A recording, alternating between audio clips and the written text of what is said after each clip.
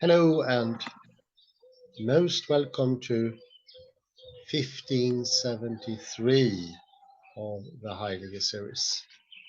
And we are currently into Jacques Derrida's session texts, Life, Death.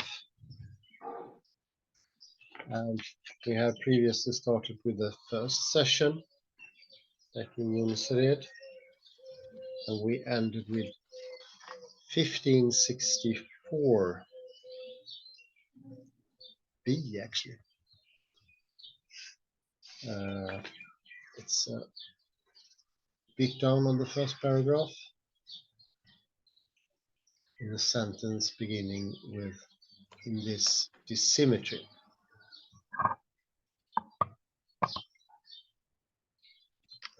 We've been discussing if life and death are really opposing pairs, absolute contradictions,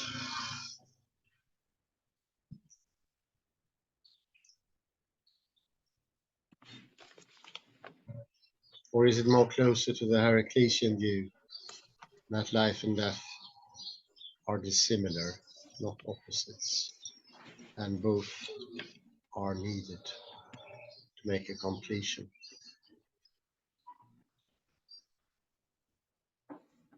So it's this possible oversimplification in certain cases of oppositions that we are looking further into now.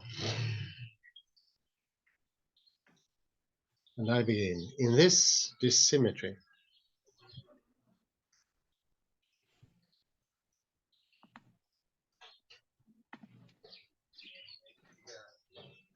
life is marked twice.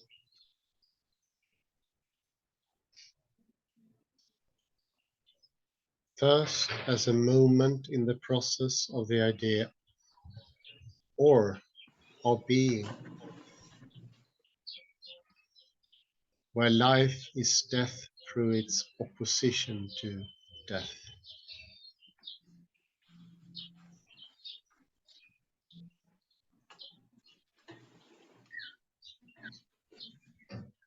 And then, without death, which always remains natural at the moment of the absolute idea, at the end of the greater logic.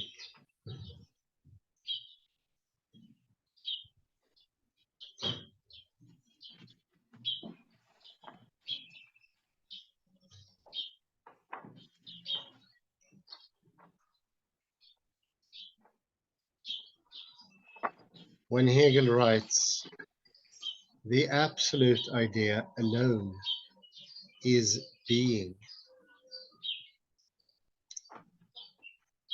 imperishable life, self-knowing truth, and is all truth.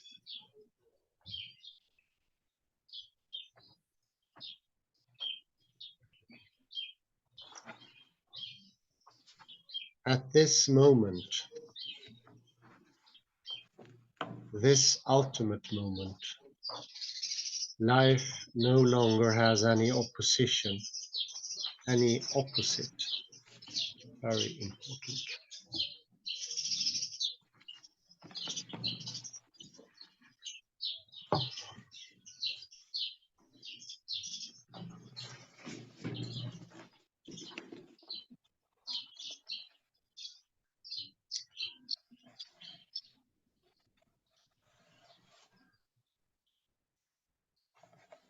The opposition has taken place within it, so that it might reappropriate itself, but life no longer has any other facing it.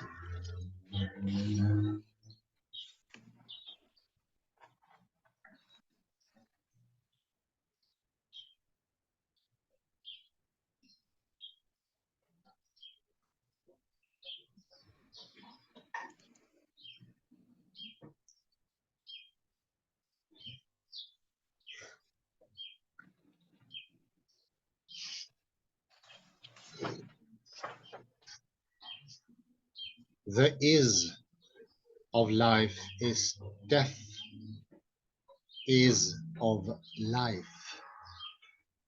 Cumbersome sentence.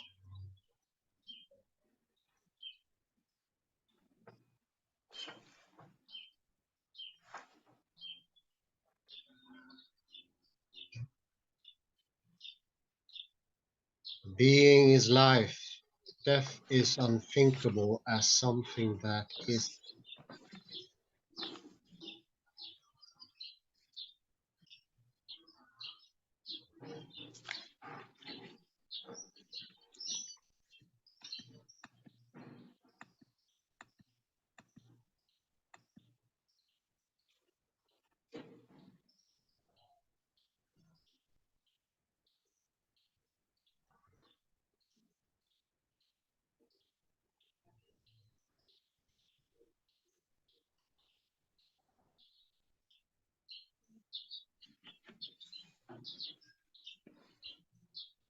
That is where oppositional logic leads us when the greatest attention is paid to death.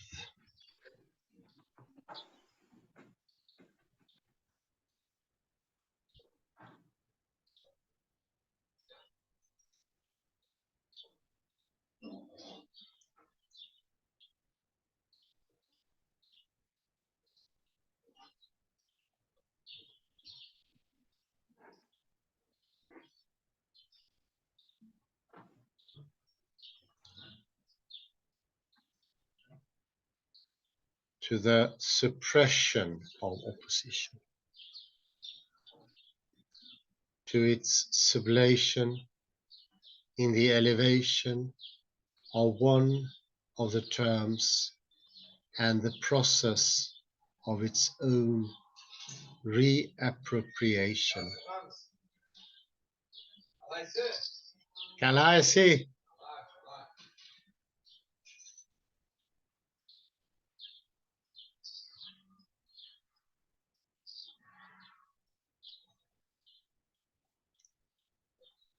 Life is this reappropriation of being. It is being. Only the absolute idea is being. It alone is imperishable. Life, non-death.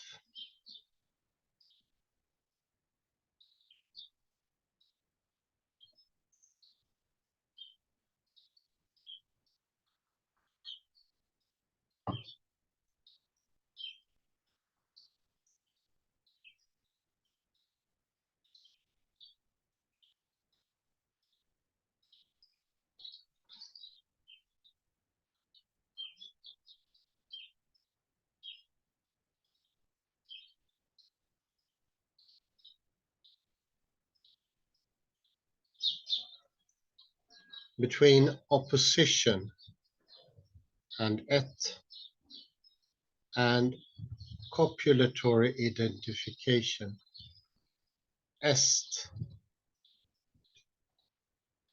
there is therefore no opposition. Opposition is the process of identification or of reappropriation of being as life or of life as being.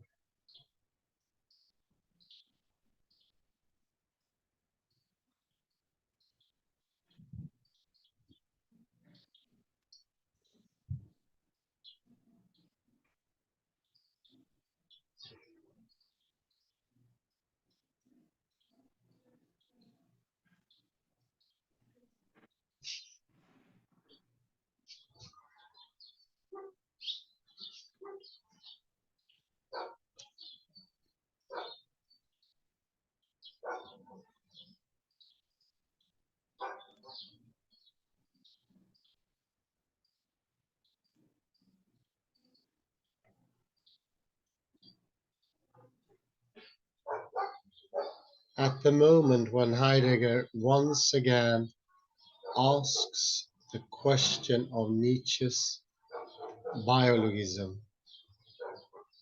Nietzsche's alleged biologism, that is, whether it is on the basis of a biological determination of life that he thinks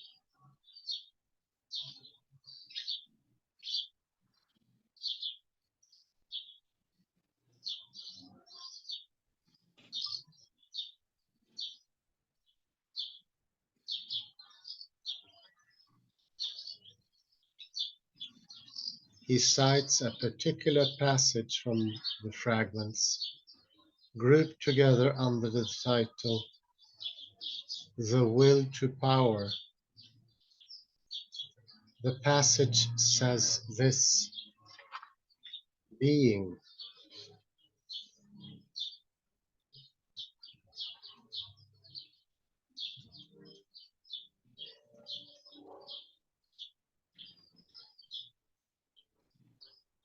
we have no other representation of this than as living.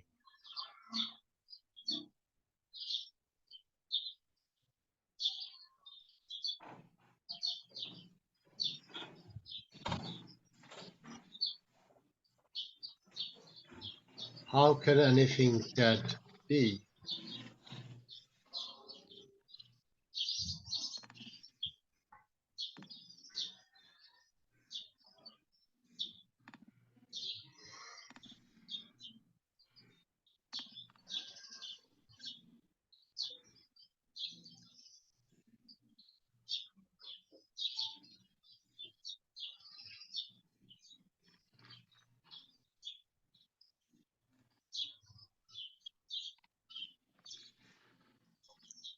If, in the metaphorical etymology of the word being, there is something that means living,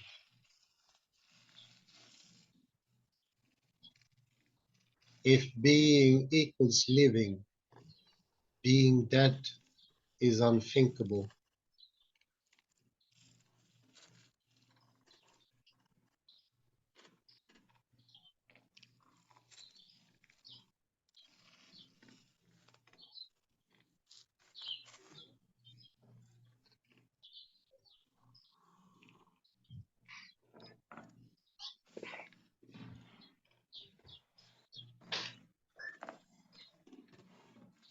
Or that means living, if being equals living, being dead is unthinkable. And that is definitely something to pay attention to. Key to life, I would say.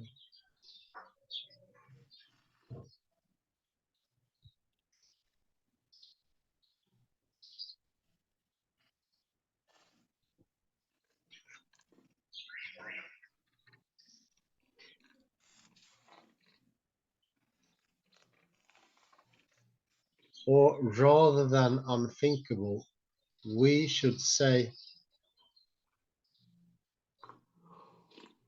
if we wish to follow rigorously the implications of this utterance of Nietzsche's.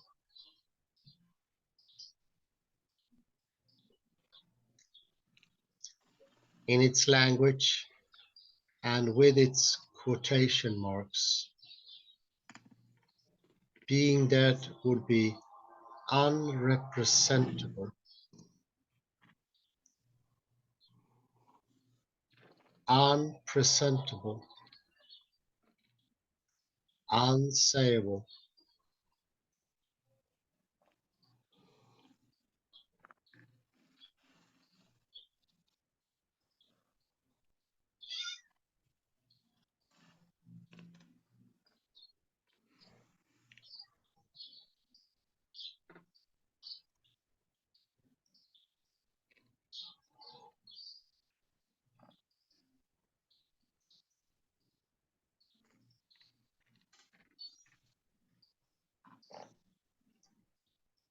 unpresentable because Nietzsche says it quite precisely.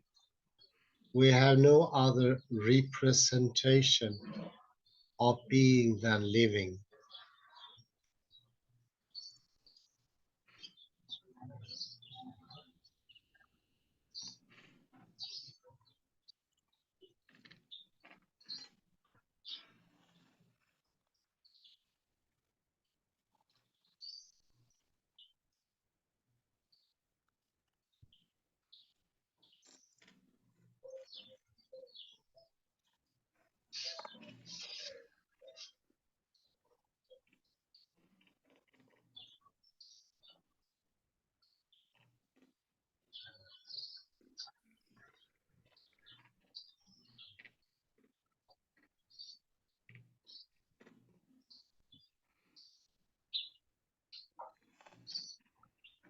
In other words, living is or is only a representation of being,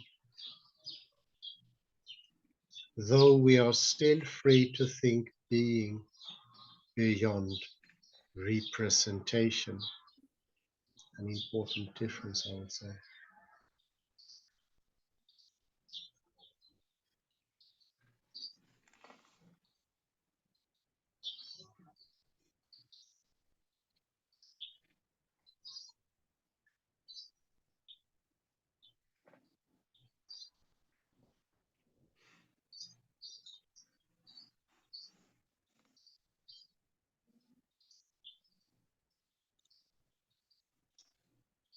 And one might pursue Nietzsche's thinking to the point of saying that, on the one hand, those who identify in one way or another, as Hegel does, for example, at the end of the trajectory of the idea, being and life,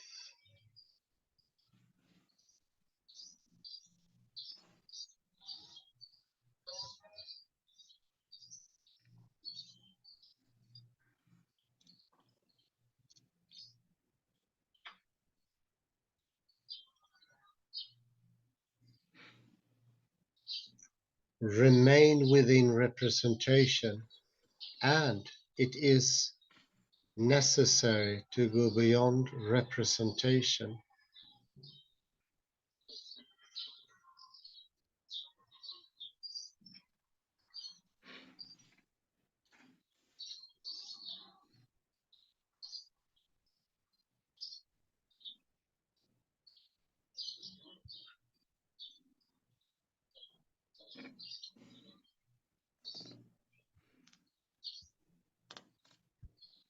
Let me announce by way of anticipation that it is toward a certain other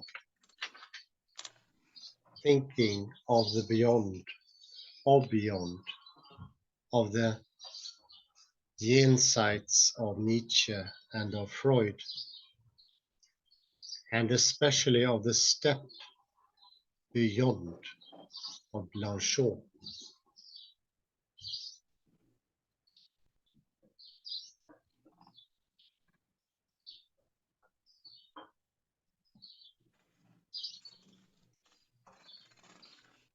That I would like to lead this seminar.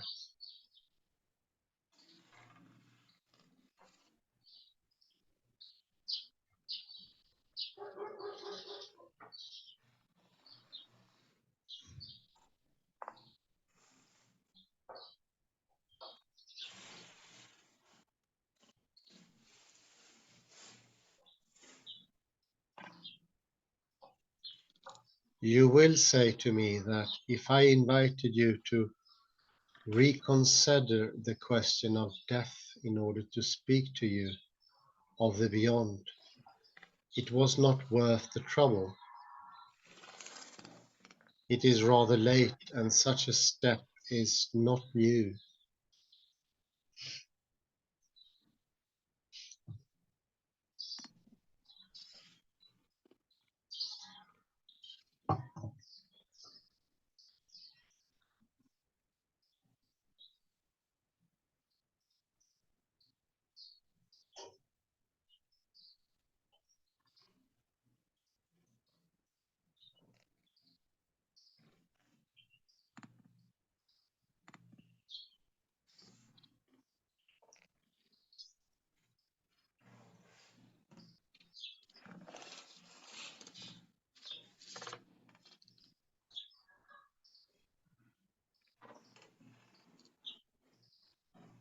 But it is this not new step that must be perhaps attempted if we are to know whether it can be gotten over or not, or whether the beyond does not remain a completely new question.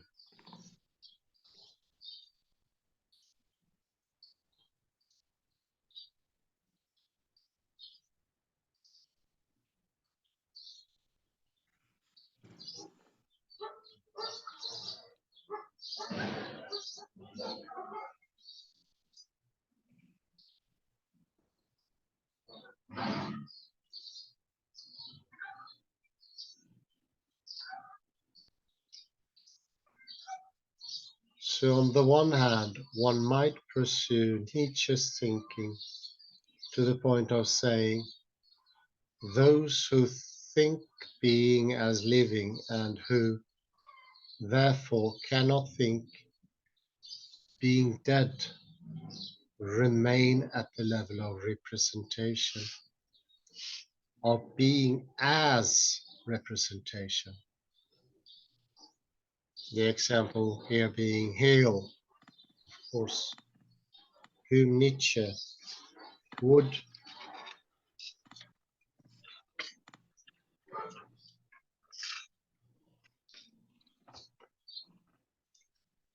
therefore oppose.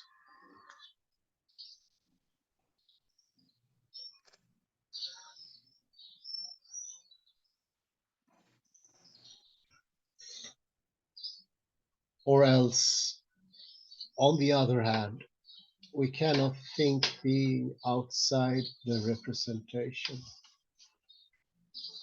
or the metaphorical trope living. That is a very interesting point. We need a trope to think both living and death.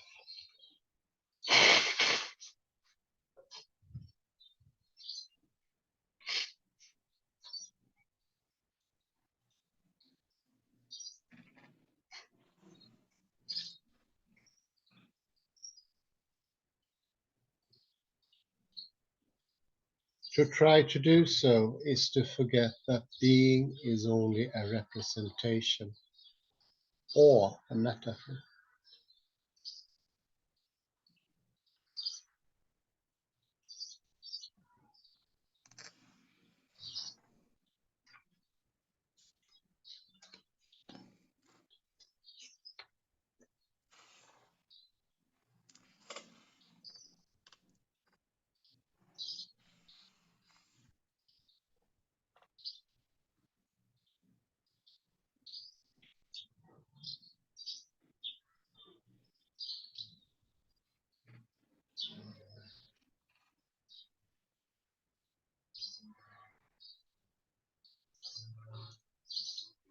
To claim to be thinking beyond representation is a forgetting of language.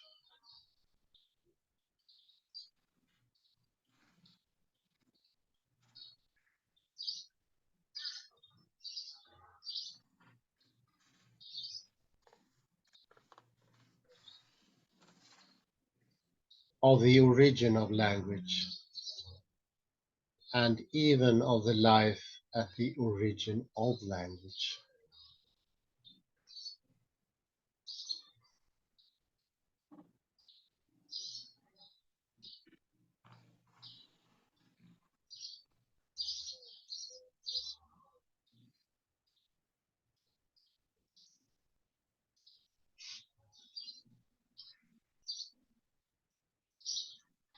So we find life at the very origin of language, and that is very important. In the beginning was the word, the sound. Life and language are the same and the one.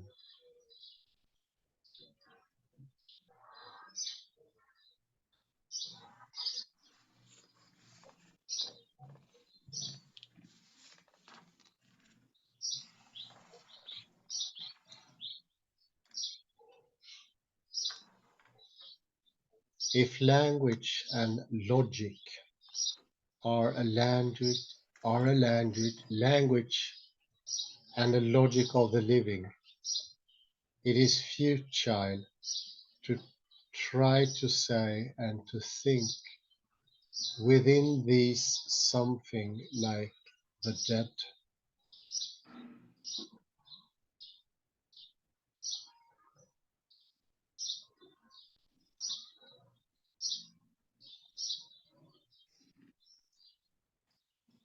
Whence, once more, two possible consequences, at least two.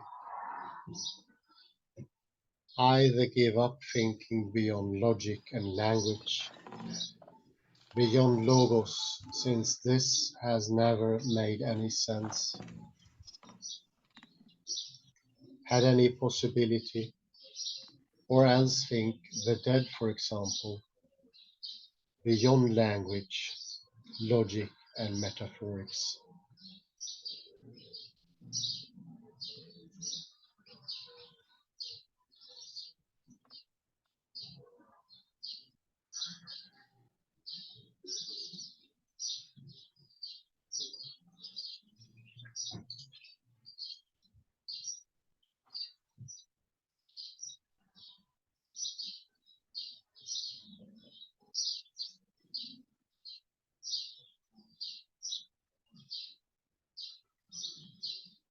The dead becoming then, in turn, the generic name for everything that exceeds, overflows,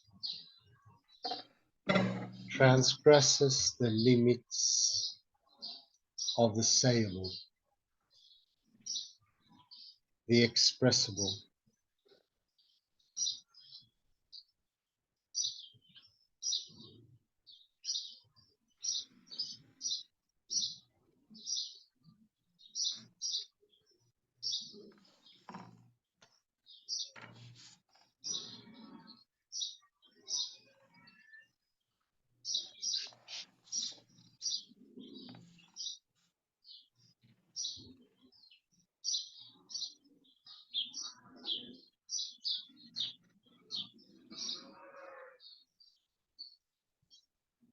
Whence Nietzsche's insistence on the quotation marks being and living are words that he is quoting, utterances he is designating. Being dead is something we are unable to think because we are unable to say it, etc. This goes to show that we have a trope at the bottom of death, a metaphor. We are fearing what we metaphorically construe in our senses, in our thinking capacities. Fear of death is far from being fear of the real death, if you like. It is the metaphorical death that gains its power in the end as only being in opposition to metaphorical life.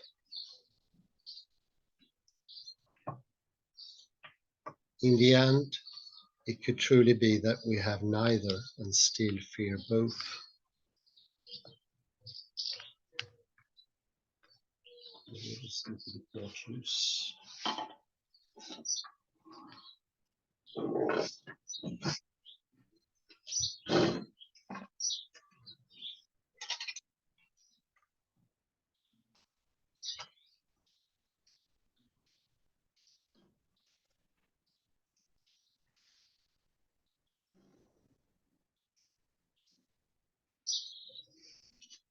Our lives are run what we metaphorically construe, and they get animated by being opposition to this other, also metaphorical.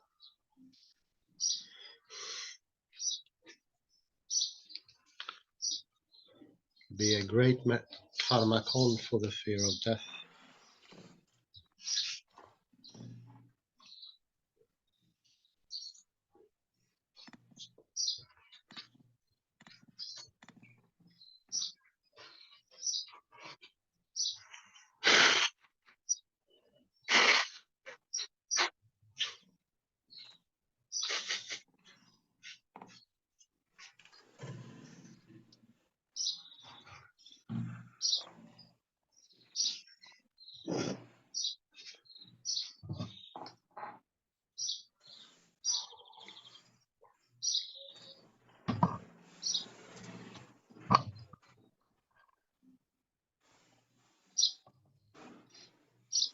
My intention today is not to broach this problem of Nietzsche's biologism or lack thereof, or of Heidegger's interpretation of its relation to the Hegelian dialectic,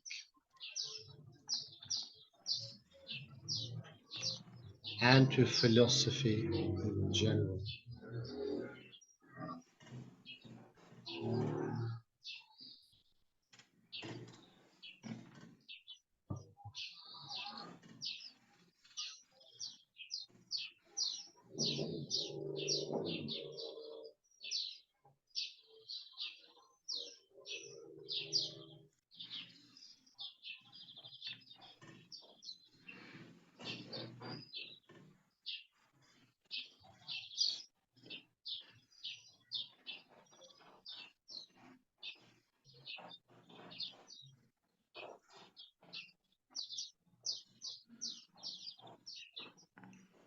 We will come back to this, I think, at length. Starting out from this Hegelian identification of life with death,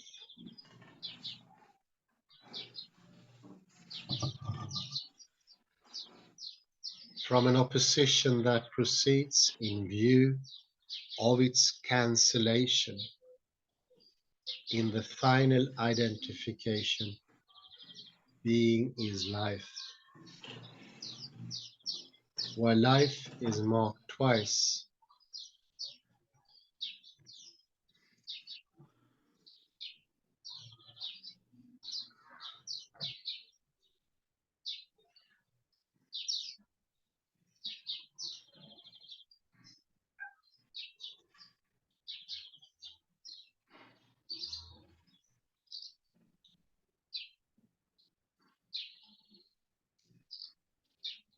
Once as death, the death process, once as immortal, imperishable.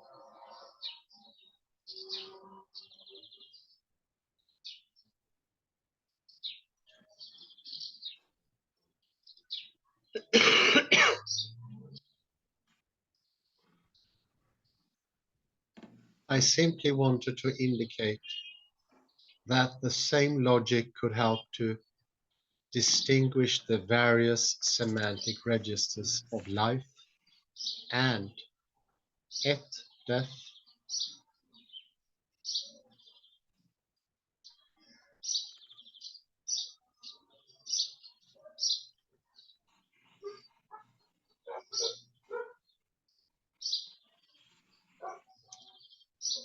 where the and signifies position, juxtaposition, or opposition.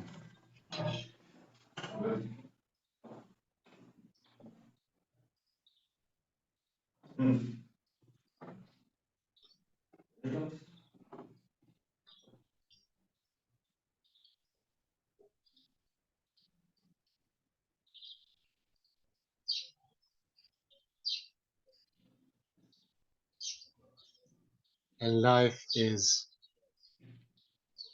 est, or is the conjunction death.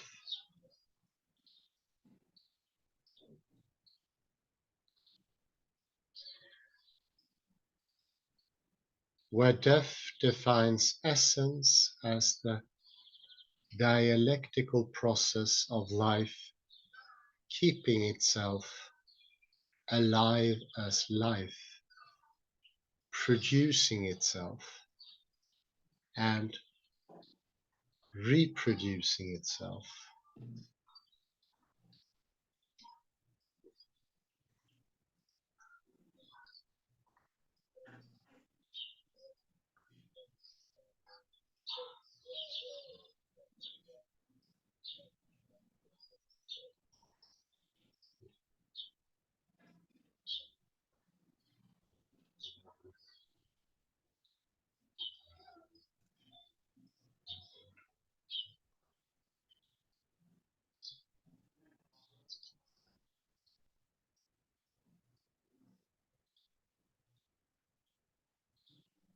So that by saying with a blank of a pause or the invisible mark of a beyond,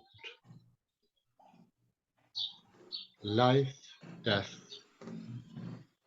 I am neither opposing nor identifying life and death.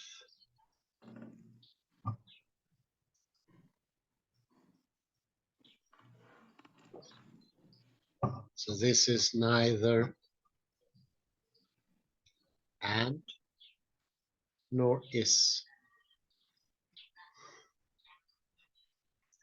neither the addition nor the conjunction.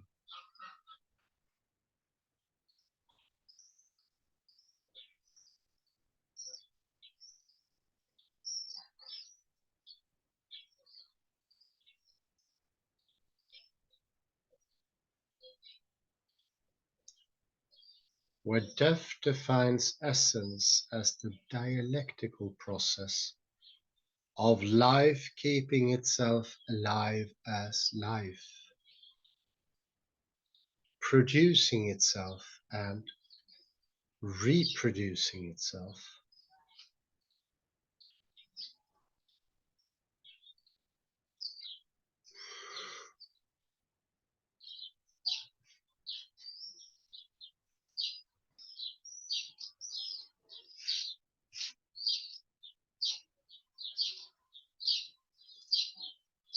So that by saying with a blank of a pause or the invisible mark of a beyond, life, death, and I'm repeating now, I am neither opposing nor identifying life and death.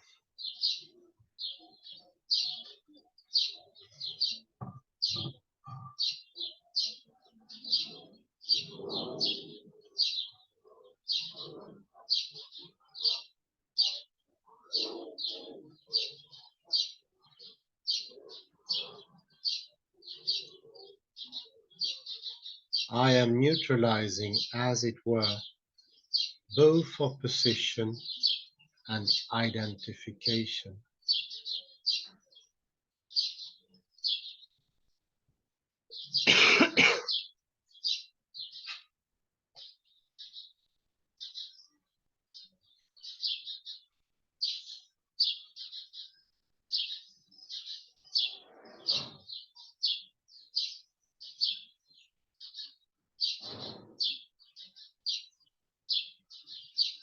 In order to gesture not toward another logic, an opposite logic of life and death,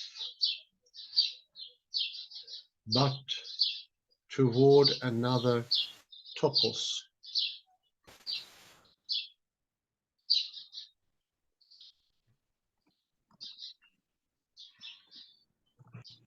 if you will, a topos from which it would be possible to read at the very last the entire program of the and the is, of the personality and presence of being, both of these being effects of life, death, how to think position and presence as effects. That presupposes, obviously, another thinking of effect. Very important. This leads me to my third point. I just spoke and emphasized the word program.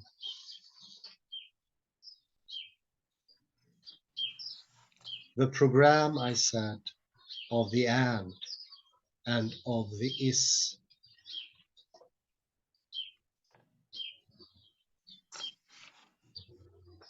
The suspension of the and in my title,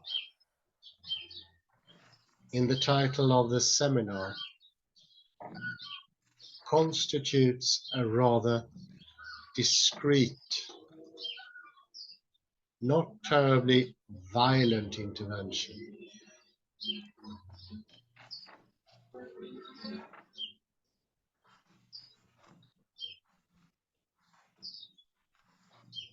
You will say, in the aggregation program,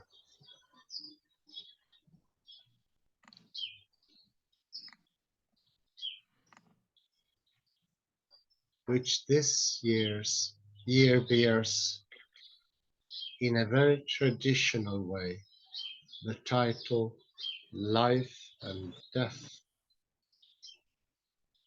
Life first, then death.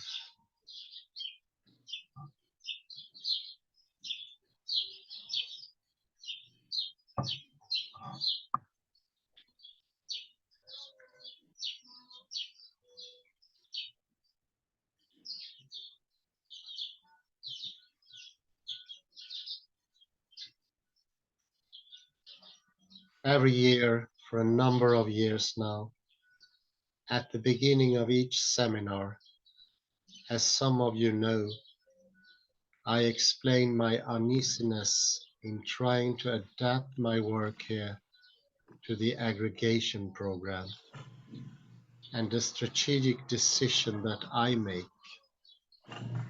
each time, all the while fighting against the institution of the aggregation.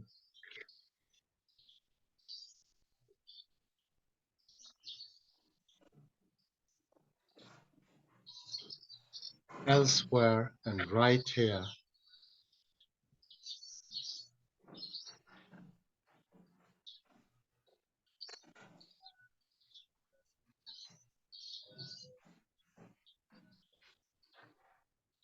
to negotiate with it from within a given set of conditions.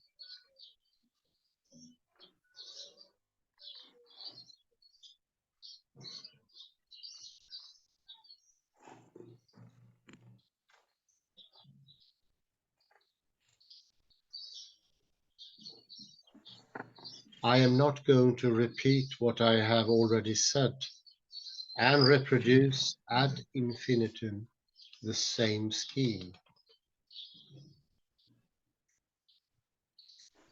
I would rather, in analyzing the title of the aggregation program, not conform to it, but make of it the object.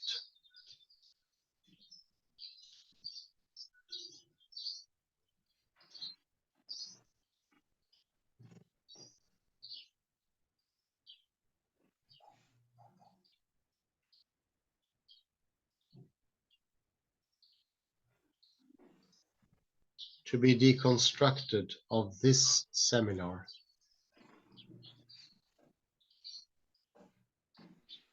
Along with the seminar itself, in fact. That is what is called, and not by chance, a program and a seminar.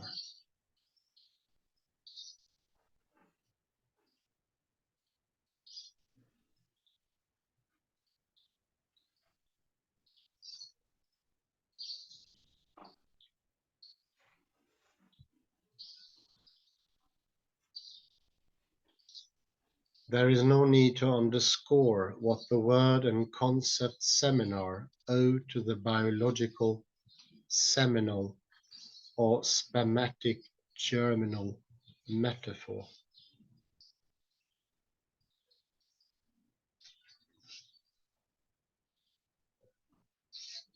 We have semen there. Let's make that it.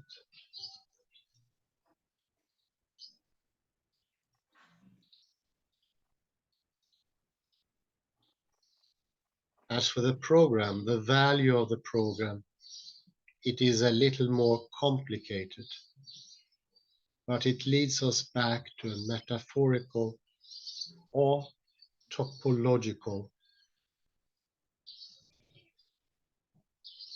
effervescence where the institution as the possibility of stable erection and reproduction is often described by means of organicists or biologistic metaphors. And this is hardly fortuitous.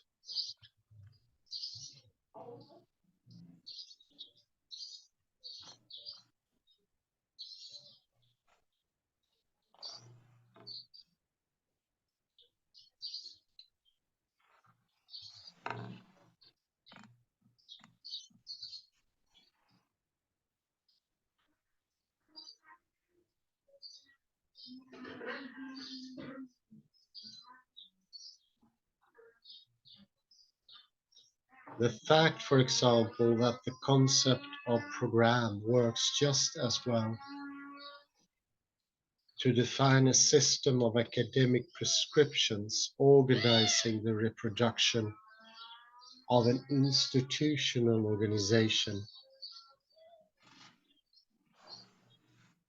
as it does to define the schemas of the reproduction of living beings, such as modern biologists imagine it today, is something that must not be ignored.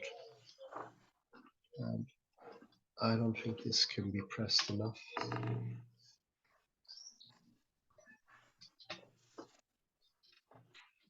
On general terms here, we have a very close look into what we normally believe to be simple oppositions,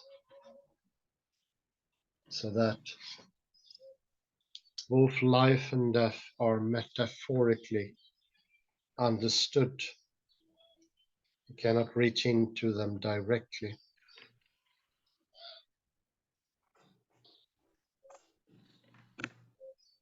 Our access then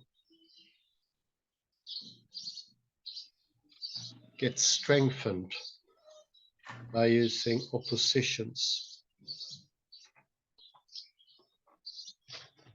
So life becomes non-death, and death, of course, becomes something fearsome, a black evil, or the other.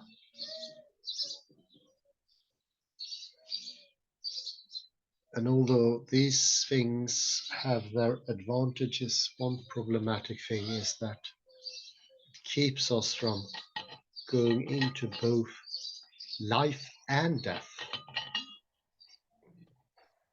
Both of the objects becomes furthered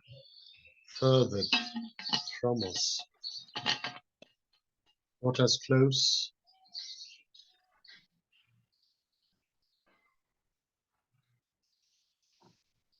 This article really got me thinking how easy it is to see life and death as simple oppositions, and thereby we stop penetrating them, understanding them deeper.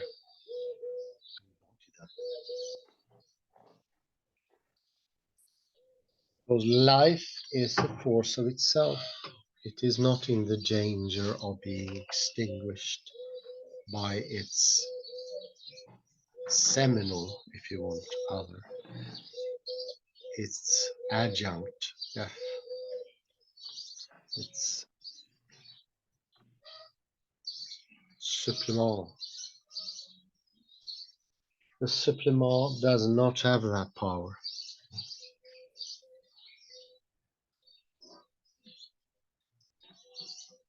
Life is something much more indifferent.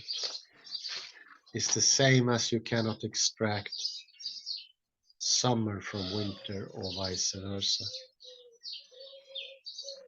Although we are frequently and maybe clumsily using them as opposing pairs.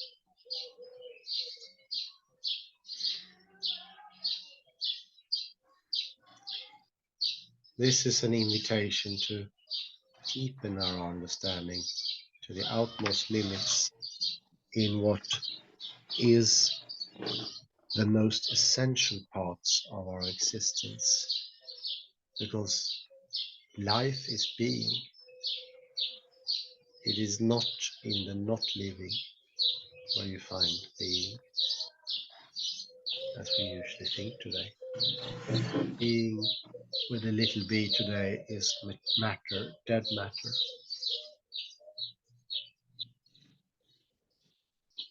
So that will lead to a tendency to seek essence, like Jacob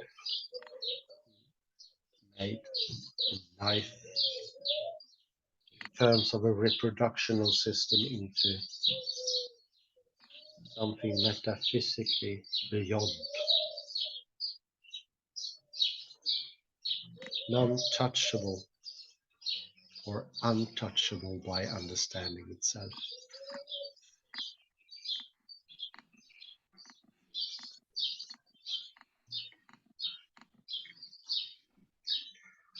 So questions from my dear colleague Kalle here, if he's still connected. Yes. So I think that the key phrase here on page 6, it goes here. Here, this one, where the and signifies position, juxtaposition, or opposition. Yeah. Very good. And this is also how and is used in everyday language. The and signifies position, juxtaposition, or opposition. And that's it's a great observation by Derrida.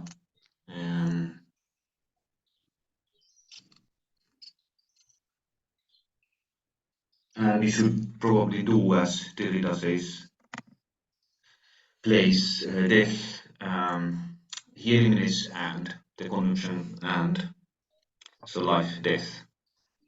Or we could also perhaps do otherwise, like placing death within parentheses. What do you think about that proposal, Hans? Place death within parentheses, life, Yeah, parentheses, I think death. it could be. I think it could be helpful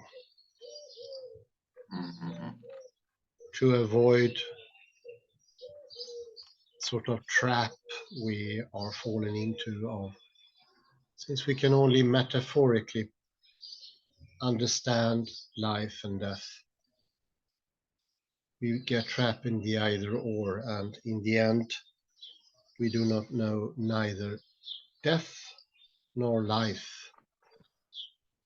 So if putting it into parentheses stops us from directly making an assumption, it could be very helpful. The god of death is Hades, and his name means invisible. So if you place it in within parentheses, it's not invisible, but it makes less, as you say, less present. I don't know. Yeah. not an opposition. Although life and death go into each other, and so we shouldn't see them as oppositions. There's always a trace of death in life and vice versa. Yeah, and there is another quote here. Sorry, it's just after the one that you mentioned here. So that by saying with the blanks of a pause, or the invisible mark, as you said, invisible, of a beyond, life, death. Yes. I am neither opposing nor identifying life and death, neither and nor is. That is very important.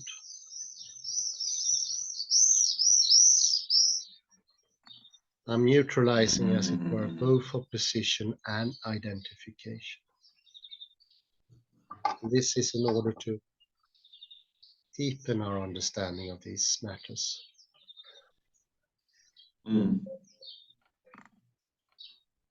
Make it less shallow. Yes. And being as death, it's not a good choice.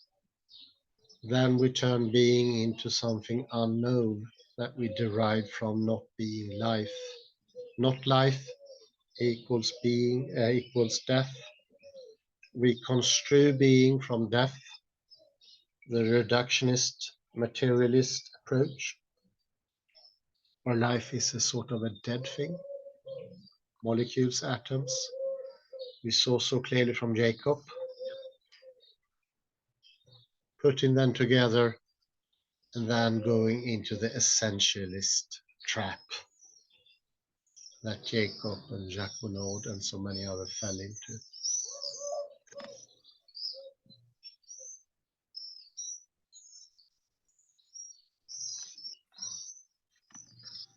It's an invitation to intimacy, coming closer, understanding. Absolutely. It's a beautiful text. Right, worked pretty good. I hope my Yes. voice was audible. Yes, indeed. Yes, it was. Right. We can try again tomorrow. I say thank you very much for Thank Kalle for you. cooperating, Thank you. Thank you. for all you listening. Have a beautiful day. See you soon. Bye-bye.